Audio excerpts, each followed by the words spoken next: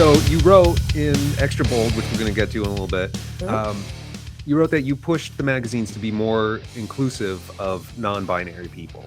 When you first got on board, what were you seeing that made you feel compelled to speak up? Well, it was more like what I was not seeing, you know? It was always like cis men, of course, that they were photographing the content itself. I mean, because the content itself was catered to just like the average American male. And when I joined, our the team, our audience, like whenever we did case studies, we had like our male audience types, and like, but they were all still like they all felt still very generic and traditional to me. And I remember bringing it up with men's health and women's health, like, hey, in general, younger folks, and like, I think the statistic right now is that when it comes to Gen Z, 1 in 6 folks of Gen Z are LGBTQ, QIA, and that statistic shows that people are becoming more progressive. People are questioning gender more. People are learning and breaking the binary more. And that for us to stay relevant, like men's health and women's health should start to also include folks across the spectrum, right? Like it shouldn't just be cis male, cis female. And initially, I think they were not hesitant, but like they were like, oh, like sure, we'll do that. But then I didn't really see it happening. So I remember at points in time where I would email like our fitness director being like, hey, we're casting for this model shoot. Can we consider like trans male fitness instructors, or like is it possible to have trans models more often? And I guess like I feel like I always like hit a wall in those scenarios, because they would be like, oh, like they would ask me to send them folks, but that's not my job, you know. It's like if you're the fitness director, like shouldn't you be casting, like shouldn't you make the effort to meet folks and learn about folks yourself? Like shouldn't you, if you already have a roster of experts that you talk to, you should still diversify on your own as well. And after I think and I remember like afterwards, after I'd left, like now they've started to be more active about things like this, which has been great. But I feel like going into companies where you're trying to make change, it's so hard when you're just one person. Um, and I feel like I do feel good about like bringing it up with them. I was also very adamant about making sure that they use they them pronouns with me. Um, and I feel like maybe I helped start that conversation. And I don't know. I am glad that I know for like I think last year and the year before, for Pride, they did feature a lot of trans and queer folks for within their content. But otherwise, yeah, I'm curious how else they're changing on both, like on all fronts at both magazines. That's good. Did you have anybody that you worked with at the time? Did they have anybody have your back? I mean, I know it Oh sounds yeah, sure. okay, okay. I mean, Yeah, it sounds like you were yeah. kind of being brushed off, or like the onus was going to be Yeah. put on you, but there were other people Oh supporting you. yeah. Okay, Like, good. I think people were like, "Oh, this is true. We should be considering these things." But at the end of the day, it's like, um, it is like smaller folks up against a corporation who cares a lot about like their print readership, and what and like whether or not they, because I guess I feel like a lot of like legacy print brands, Yeah.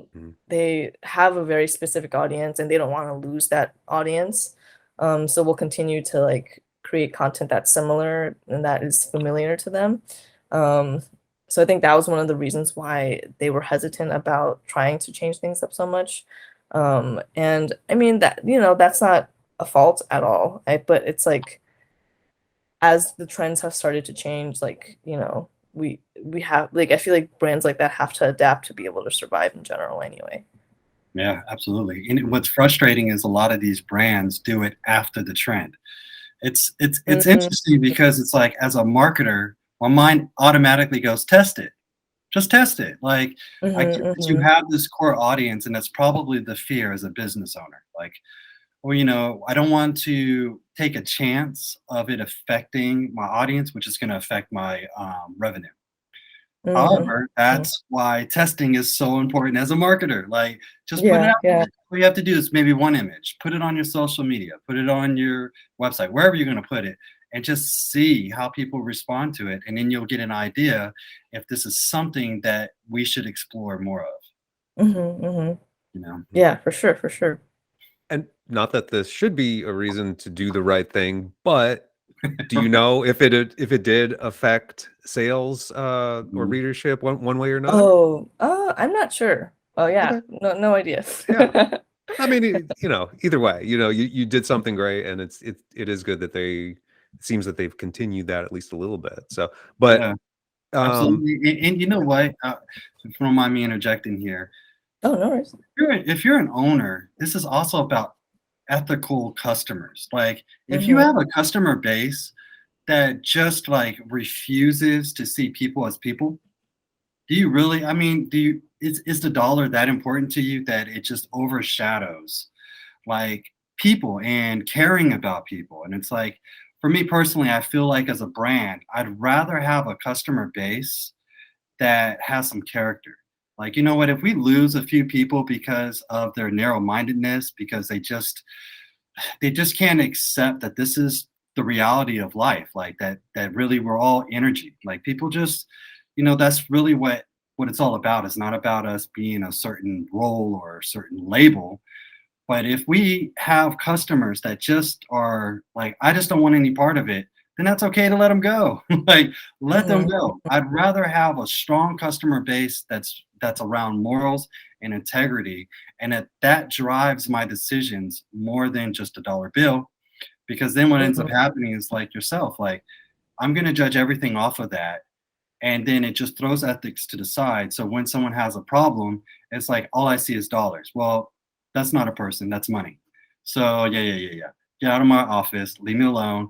And it was like, but it blows my mind. It's like it's okay to lose the poor customers in order to have people that are following my brand that's all about Mm-hmm. integrity, all about morals. I'd rather have that as customers than the other one. Yeah, definitely. yeah. In your view, the magazine world in general, like I'm sure we still have a long way to go to make things as inclusive as they should be, but how far do you feel we've come? Mm-hmm. Mm-hmm. I mean, I guess I could tie it to where I'm currently working at Milli. I Mm, feel like at Milli, like we are super progressive. I feel like I'm currently at the most collaborative workplace I've been in. Mhm. Um, like my editors and my team, like they're so willing to hear me out whenever I'm like, oh, for like one story that we did 2 years ago, we did a Thanksgiving story, and I said, hey, like let's instead of traditional Thanksgiving meals, like let's reach out to indigenous and native chefs who are in the space right now and ask them to develop recipes for us. Like how can we incorporate indigenous ingredients? Can we sort of give them the platform and give Thanksgiving back to them, you know?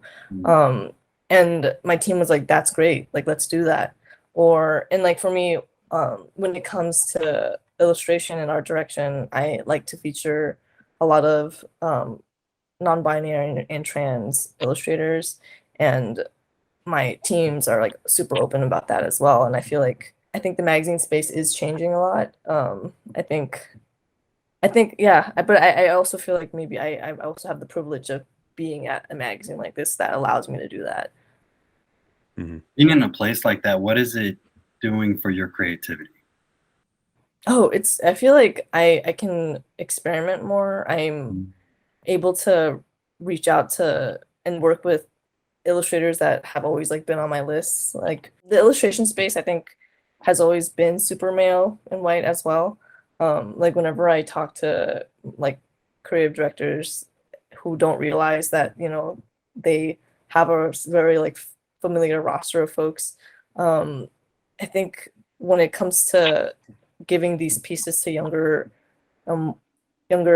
illustrators who would not have traditionally been able to get editorial commissions like this, like it's all about access, you know. And I think so many companies are trying to, who, you know, they talk about diversity and inclusion so often, but then, you know, don't move past just giving like courses and, you know, like here's a PDF and come to this talk next weekend. And but it's like you should really be doing the work, you know, diversify who you're hiring. Like, you know, it's I feel like it's as simple as that.